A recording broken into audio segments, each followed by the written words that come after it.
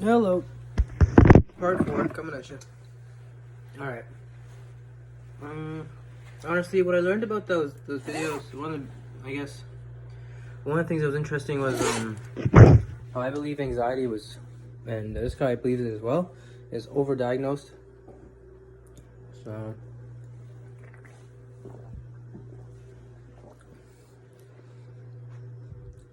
for example, you hear people saying, I get so anxious over this, or this is causing me anxiety. When in reality, you just probably don't have the symptoms to deal with the fact that sometimes you're not going to get what you want, or you're not going to feel happy all the time. This depression is a part of life. Being sad and scared is part of life. Is normal. He said in the video, if you're going to give a performance, you're going to be a bit anxious sometimes, right? It's only 3% of people who are anxious over things that really they're not, other people don't really are anxious about. Like, you know, we've given many examples. For example, eating, driving, flying, walking in a park, socializing with people, stuff like that. So, that being said,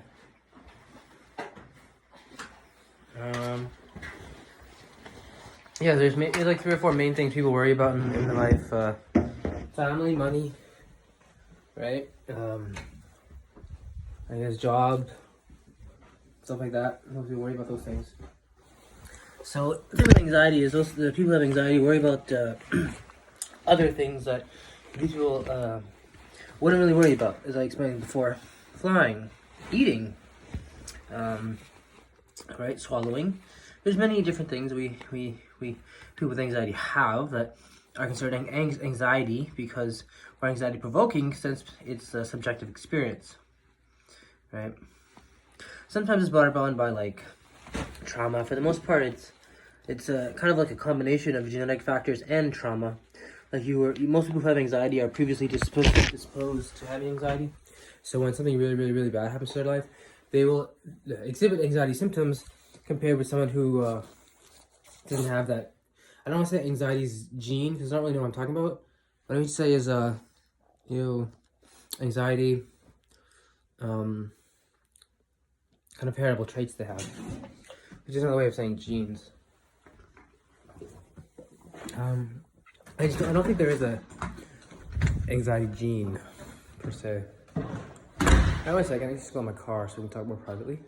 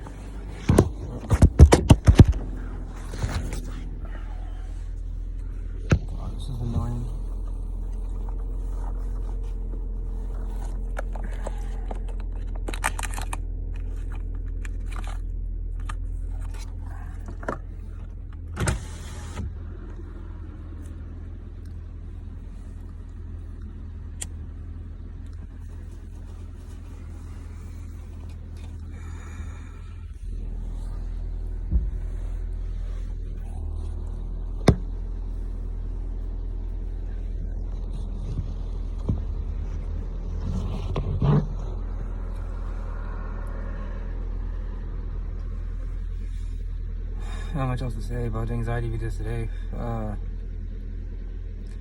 said earlier, anxiety is overdiagnosed. So, to a certain extent, people who have it, they're more than likely, they just lack the tools to face it. Remember, when I was taking psychology very seriously earlier on, about 4 months ago, I was watching Rachel Maddow. I was really into her, when I was doing my first quote-unquote foray into taking my mental health seriously. And that was the time when I totally disbelieved in kind of, this idea that homosexuality is something that Islam needs to accept. That's kind of something that I was dealing with at that time. And I would listen to a lot of homosexuals in the media. For example, Rachel Maddow. She would talk about Trump and the impeachment and all that stuff. I remember one time I was listening to her while I was doing one of these, while I was thinking and just trying to be mindful. And there's something about the video. I was looking at it, and she said, I don't know what she said. She was just saying something stupid about Russia or something. And she has a history of depression. She has depression. Like she has depression. And she's one of the, I think, kind of like a role model to me in a certain sense, because of just her sheer hard work. I mean, not her hard work as much as just the fact that she's gay and has depression, and she's on, TV. There's two things to say about that. One, being gay and having depression shouldn't stop you from going out and following your dreams. And number two, while I was listening to her, thinking about what I'm going to do to take my mental health seriously, I listened to her and I thought, well, what does this mean, this peak that I always talk about, that I'm very familiar with now? This idea that everybody has been trying to tell me that anxiety goes up and up and up and up and up, and it will not go up infinitely. There'll be a point, you will reach a point where it will stop going up. It will stay the same. And then when it stays the same, it will start going down. And I was thinking about this, and I was thinking about, what does this mean? What does ERP mean? What does exposure therapy mean? What is graduate exposure? What does this mean? What does all this mean? And I was thinking about it, and she just kind of like looked at me like this, and like not me, the camera, right? She was looking at the camera like this, like she was being inquisitive. And the thought just came in my head. It's like, live there, live in the anxiety. Where does anxiety live? Live there. Right? That's basically the whole point of these videos, to teach you and teach people how to live there. Right? So I hope that's something that you guys understand. I don't want to oversimplify it for you. It's not like, anxiety is you just face your fears and it'll come down. No, that's not anxiety. Anxiety is when you think you're gonna die. So it's something that, not that many people have experience with, thinking they're gonna die and being completely convinced that you're gonna die. Most people who feel that are people who are legitimately on their deathbeds and dying and are having death rattles and they're about to die. People with anxiety believe they're like those people. So it's not as easy to just be like, all right, I'm ready to die. I mean, we're not saints and prophets and stuff like that. We're not ready to die. So how do we deal with these symptoms of, anxiety, where we think we're in a situation where we're not actually in that situation? Live in it. Once you live in it, you'll realize that it's yours. And you'll realize that, your keys are missing, the table's, over here, the chair should be here, and the lights are off, and why is the oven on? Once you live in there, you'll develop the tools to rearrange your kind of mental home, or I don't want to say mental home, your anxiety, and it will start coming down. Once you get things in order, once you realize the order of things you want to deal with. Anxiety is very, very important to deal with. It prevents you from working, it prevents you from sometimes eating, and it prevents you from having a social life. And the biggest thing I would say with that is working. Right. And also that fourth dimension, we can talk about spirituality, especially with psychology and how it kind of describes that. I just read the Wikipedia article about pseudoscience today. Pseudoscience is anything that's, that's the whole thing. Pseudoscience, there's a huge argument as to what is the definition of pseudoscience versus science. Pseudoscience generally is defined as things like witchcraft, telepathy, houses being haunted, ghosts, channeling, stuff like that, psychics. And so there's this huge, kind of blurry kind of definitional kind of, we don't know what to call science versus pseudoscience. And people say the different things, and basically the main things that differentiate science from pseudoscience is the inability to want it to be peer-reviewed. right? And the inability for it to be repeated over and over again. So if something can't be peer-reviewed or repeated over and over again, it's not considered science. I didn't know this. I didn't know what is the and this is common. A lot of people don't know this. What is the definition of science? What is science versus not science versus fables and religion? And it's not like religion isn't science. Religion is considered religion and not pseudoscience simply because it does not make any claims to science. It's only when religion starts making claims about science that you can say it's pseudoscience. So I'll give you an example. Like in the Quran, there's scientific, people call it miracles. For example, the Quran says we made everything out of water. Will you not then believe, right? And so people say that Muslims say this is a kind of proof that the origin of life is water, since we're 70% water, and more importantly, the first cells were water based. Like they're 89% water. They began the cell division, creating us. So other people say that's pseudoscience because you're making a claim it's a religion making a scientific claim. So it can't be peer reviewed, it can't be tested, it can't be in a sort of it's a controlled environment repeatedly.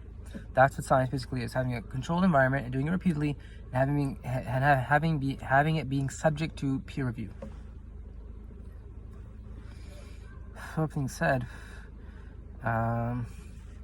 things like telepathy, for example. I remember one time I was reading a book about Islam and talking about Sufism and how some Sufis use telepathy to speak with their sheikhs, their spiritual leaders. And at first I read that and I was like, oh yeah, I guess that makes kind of sense, because I mean Islam kind of has that belief, right?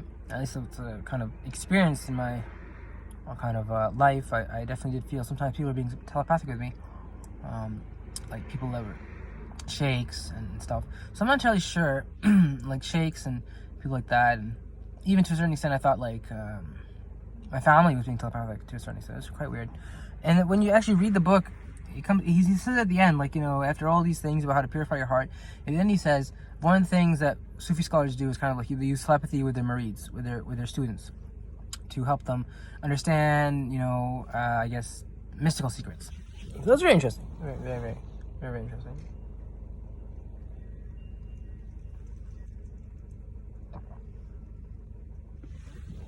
All right. We're going to transition to the 18 older section. Sorry, 19 older section. Anyone here who is against drug abuse, or not drug abuse, drug use, or any children can stop watching the video now.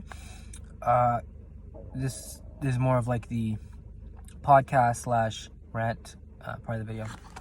The first thing I want to talk about is let's talk about the good things.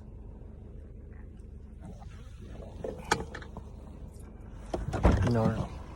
Because I'm going to end up talking about Islam. And that's not what these videos are about. These videos are about psychology. So if you realize, one of the things I remember is in the video he talks about things normal people worry about. Right? People with anxiety worry about the things, and they worry about other things. Right? And so I don't know a lot about anxiety. I can't really make these blatant statements as to what is anxiety and what's the treatments, what's the causes, what's the cures, right?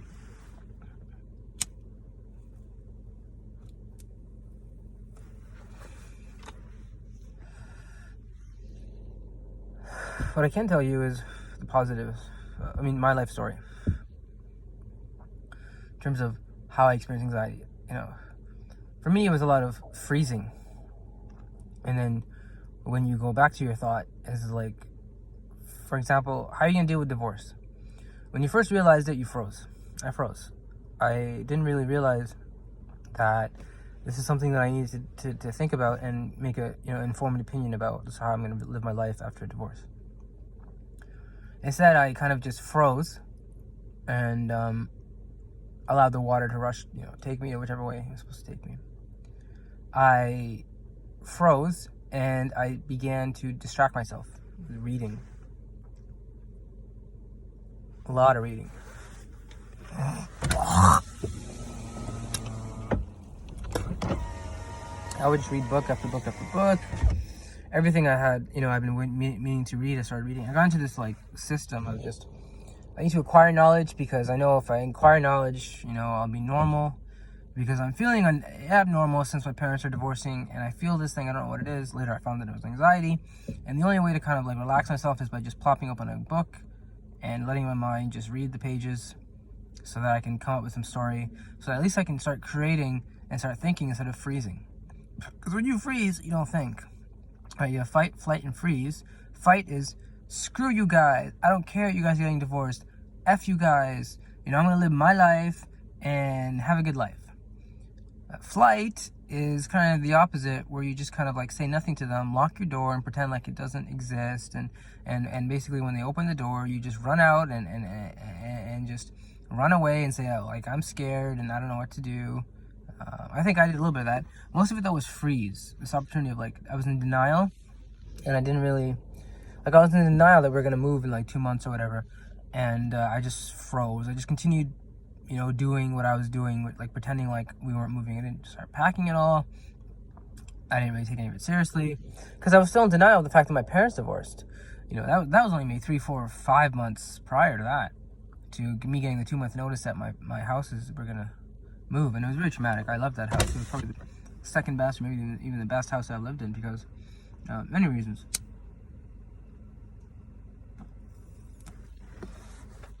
I lived in there the longest I ever lived, as I can remember. So, I moved around a lot. As I mentioned earlier, I'll say it again. I was born in Edmonton, Alberta, Canada. And I moved first from my grandparents' house to a basement place, and from there to an apartment kind of thing at the university. And then from there, we moved to Wisconsin, where we had an apartment while we waited for our house. Then we got the house. That's the 4th move. The house, stayed there for a while. Then afterwards, we moved to New York, where we got a house. And basically, we moved a lot because my dad was basically, getting better job opportunities everywhere. So we moved to New York. And the first house was basically just a hotel. We stayed in for like about 4 or 5 months. Then we got a house. That's 6 moves. After that house, we stayed there for years, and then we moved here. So that's 7th move. First house, then from that house we moved to another place in Ontario. So that's 8. And then we moved from there here, where I live now. So that's 9. So we moved 9 times in 33 years. So that's it's like a 25% move rate. It means there's a 1 in 4 chance we'll move here. We'll move where I'm living right now. That's a statistic. So it's quite high. Things like that definitely contribute to anxiety. I lost my train of thought, sorry.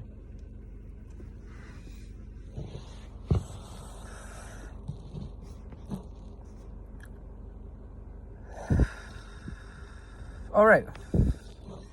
Anxiety.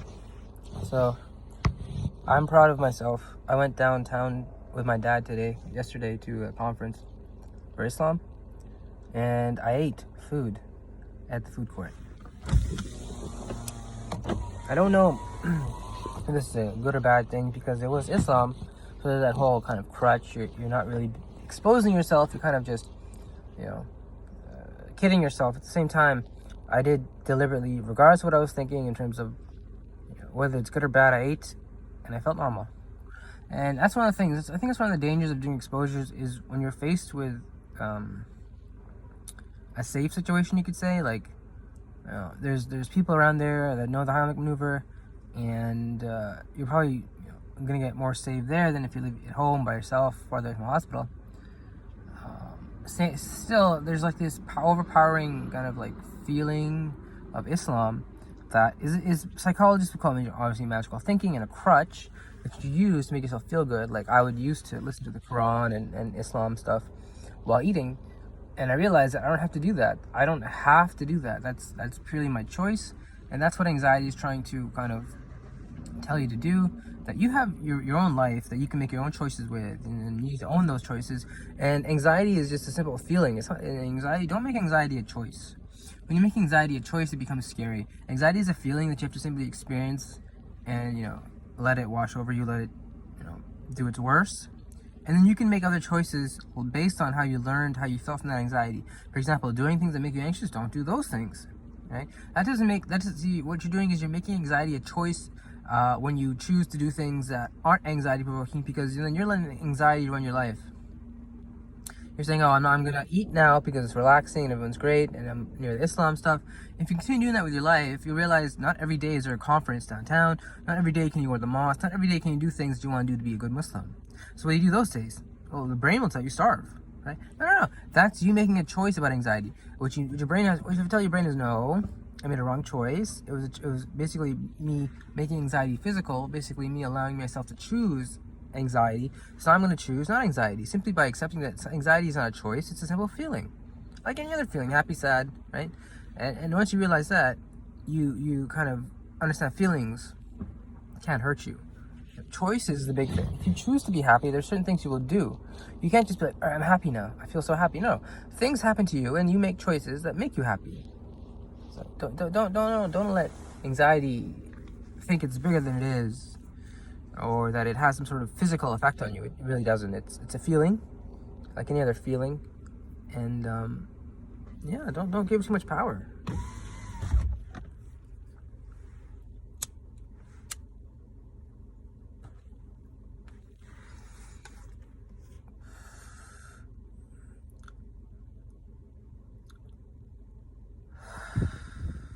All right, send it here. Good video. Now remember, guys, stay with it from a 0 to a 1.